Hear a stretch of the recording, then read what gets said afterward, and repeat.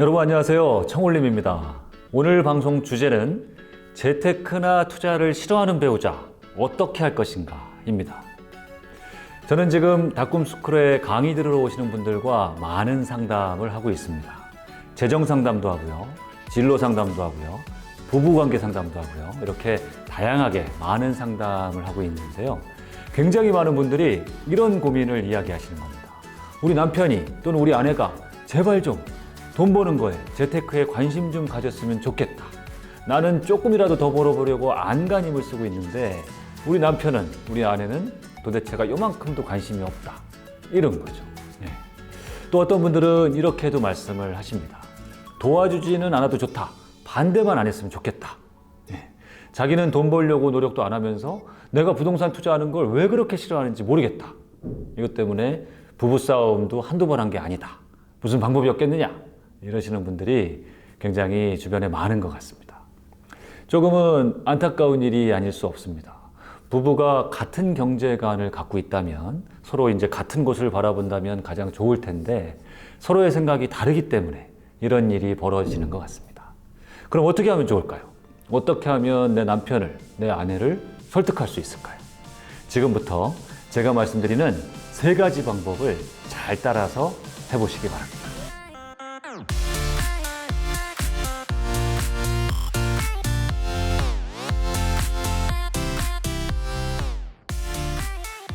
재테크 싫어하는 배우자, 이렇게 하면 된다. 첫째, 억지로 강요하지 말라. 자, 이 세상에 억지로 강요해서 되는 일은 없습니다. 오히려 강요하면 역효과만 나게 됩니다. 어쩌면 남편과 아내의 경제관이 다른 것은요, 너무나 당연한 일일 수 있습니다. 정답이 있는 분야가 아니라는 겁니다. 재테크나 투자를 꼭 해야 된다? 이거 정답이라고 할 수 없고요. 돈을 꼭 많이 벌어야 된다? 이것도 반드시 정답이라고 할 수 없는 겁니다. 어떤 사람들은요, 먹고 살 만큼만 돈이 있으면 되지 왜 그렇게 아등바등하면서 그렇게까지 살아야 하느냐라고 얘기하는 분들도 제 주변에도 정말 많이 있습니다. 이것도 틀린 생각이라고 할 수는 없는 겁니다. 사람들마다 다들 제각기 생각이 다를 수 있는 거니까요. 그러니까 배우자를 설득하는 첫 번째 단계는요, 다름을 인정하라가 돼야 됩니다. 서로 다를 수 있다는 걸 인정하지 않고 언제까지나 내 생각만 맞다고 주장하면요, 이 서로의 간극을 좁힐 수가 없는 겁니다. 내 생각이 맞고 너는 틀려, 네가 틀렸어, 이런 식으로는 어떠한 개선이나 발전도 있기가 어렵습니다. 아예 대화 자체가 안 되는 겁니다. 그러니까 이게 아니라요, 나는 이렇게 생각하는데 너는 그래? 뭐 그럴 수 있겠네, 그렇게 생각할 수도 있겠네, 이렇게 시작을 해야 서로 간에 대화의 여지도 생기고 나중을 도모할 수도 있게 되는 겁니다. 그러니까 아무리 생각이 다르더라도 강요하지 말고 인정하는 게 먼저라는 겁니다. 아시겠죠? 자, 2번째입니다. 배우자가 왜 재테크를 반대하는지 그 이유를 파악하라. 이유를 정확하게 알아야 설득할 방법도 정확하게 찾을 수 있지 않을까요? 대부분의 경우에요, 배우자가 투자를 반대하거나 재테크를 반대하는 이유는 크게 3가지 이유로 나뉘는 것 같습니다. 첫째, 돈을 잃는 것이 두렵다. 가만히 있으면 중간은 갈 텐데 괜히 투자를 한다고 했다가 본전도 찾지 못하면 어떡하느냐는 거죠. 일리가 있는 얘기죠. 둘째, 적극적으로 돈을 버는 것이 싫은 겁니다. 이 경우는 아까 얘기했다시피 선비족들이 그런 겁니다. 나는 돈 하면서 살기는 싫다. 나는 내 일이나 열심히 하면서 살겠다. 뭐 이런 거죠. 3번째는 재테크할 시간이 없다. 먹고 살기도 바빠 죽겠는데 언제 그런 거 할 시간이 있겠느냐라고 얘기하는 경우입니다. 자, 이 3가지의 경우 모두요, 제가 생각하기에는 몰라서 이렇게 생각할 확률이 매우 높은 것 같습니다. 모르니까 두렵고 모르니까 겁이 나는 겁니다. 나는 돈 하면서 살기는 싫다? 그것도 몰라서 그런 겁니다. 뭘요? 자기 자신이 지금 어떤 세상에 살고 있는지를 모르는 겁니다. 우리는 지금 돈이 게임의 법칙인 자본주의 세상을 살고 있는 겁니다. 그런데 나는 돈 하면서 살기는 싫다는 말은요, 자기가 살아가는 세상에서 가장 중요한 것을 나는 모른 척 하겠다, 난 관심 갖지 않겠다, 이러면서 살아가겠다는 말과 다른 말이 아니라는 겁니다. 여러분 생각을 해보십시오. 게임의 룰을 모르는 사람이 그 게임을 잘 치를 수가 있겠습니까? 그 게임에서 승자가 될 수 있겠습니까? 어림없는 일입니다. 결국 자기 자신이 지금 어떤 세상을 살아가는지를 잘 모르기 때문에 이런 일이 생기는 겁니다. 바빠서 재테크할 시간이 없다고 하는 사람들도 마찬가지입니다. 지금 재테크할 시간이 없다고 하는 사람들은요, 나중에 부족한 돈 때문에 매일 돈 걱정을 하면서 사는 시간은 아주 많아질 수 있다는 것을 알게 될 시간이 올 겁니다. 결국 몰라서 재테크를 멀리하는 경우가 대부분이라는 건데요. 그래서 공부를 해야 되는 겁니다. 공부를 하면 필요성을 느끼게 되고요. 필요성을 느끼게 되면 누가 하지 말라고 해도 스스로 행동을 하게 될 겁니다. 자, 그럼 어떻게 공부를 하게 만들 것인가? 이것도요, 억지로 강요해서는 안 됩니다. 가장 자연스럽게 접할 수 있도록 노력을 해야 됩니다. 자, 예를 들면요, 우리 남편이 꼭 읽으면 좋을 것 같은 책이 있다. 정말 좋은 책이 있다. 예를 들어서 이런 책이죠. 이런 책.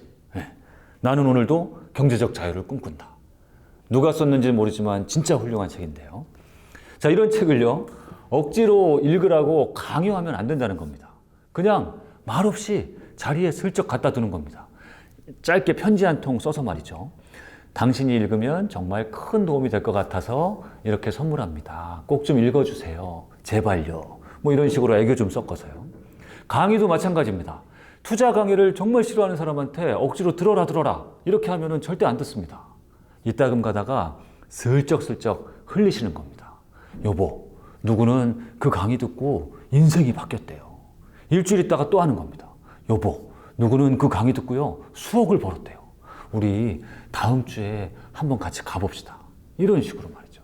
이렇게 자연스럽게 접근하는 것이 포인트입니다. 자, 마지막 세 번째 단계는요, 먼저 보여줘라입니다.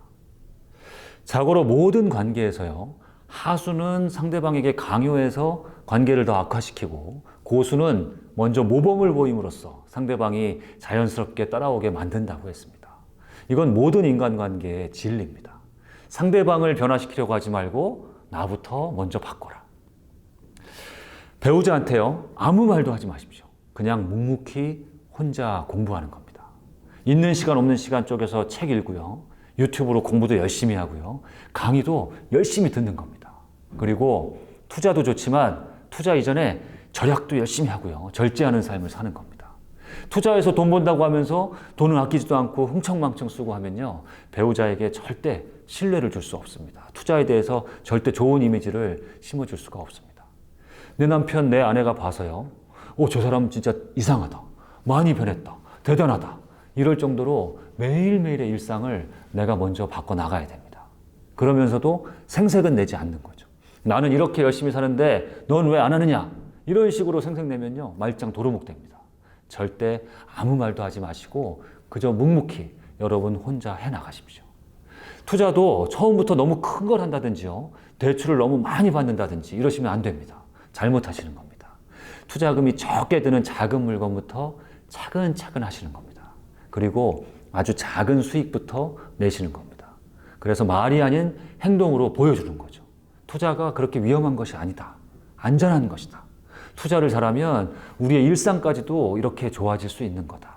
이런 거를 그야말로 말이 아닌 행동으로 보여주는 겁니다.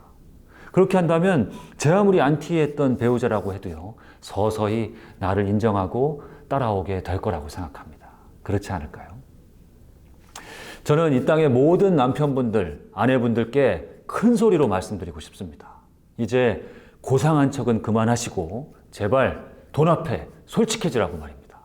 이제부터라도 돈을 벌기 위해서 열심히 노력해 보자고 말입니다. 나는 돈하면서 살고 싶지 않다. 나는 돈이란 거는 먹고 살 만큼만 있으면 충분하다. 이렇게 많은 분들이 말씀하시겠지만요, 저는 그렇게 이야기하시는 사람들 별로 좋아하지 않습니다. 왜? 솔직하지 않은 거니까요. 아닌가요? 물론 우리의 삶에서요, 돈이 전부는 아닙니다. 그러나 돈은 거의 다합니다. 부인하실 수 있나요? 예를 들어서요, 부부싸움 5번 할 것도 돈이 충분하면, 돈이 풍요롭게 있다면 한 번만 해도 됩니다. 맞죠? 세상 대부분의 걱정과 근심이 돈 문제가 아닌 게 없습니다. 아닌가요? 여러분 지금 다니시기 싫은 직장 왜 다니십니까? 꼴 보기 싫은 직장 상사 안 보면 이제 그만인데 왜 맨날 얼굴 맞대면서 다녀야 됩니까? 모두 돈 때문 아닌가요? 여성분들도 마찬가지입니다. 어린아이들 남의 손에 맡겨놓고 일터에 나가야 되는 거 모두 돈 때문입니다. 우리네 삶이 돈이 아닌 게 없습니다. 그런데 언제까지 돈은 중요하지 않다고, 돈은 적당히만 있으면 된다고 그렇게 한가하게 뒷짐만 지고 있을 거냐 이거죠. 여러분 정신 똑바로 차리셔야 됩니다. 이 시대에 돈은 탐욕이 아닙니다. 허영도 아닙니다. 돈은요 그 자체로 현실이고 생활입니다. 그러니 어서 돈 앞에 솔직해지시기 바랍니다. 아직 돈에 대해서 잘 모른다면 이제부터라도 서둘러서 돈 공부를 시작하시기 바랍니다. 세상이 바뀌기를 기다리지 마시고 스스로 부자가 되어서 돈을 지배하는 쪽이 훨씬 멋지고 빠른 거라고 생각합니다. 여러분 모두 그런 사람이 되시기 바랍니다. 오늘 방송 여기서 마치겠습니다. 감사합니다. 오늘 방송 마음에 드셨나요? 마음에 드셨다면 아래에 있는 구독과 좋아요 버튼 눌러주시기 바랍니다. 여러분이 응원해 주시면 더 좋은 방송으로 찾아뵙겠습니다.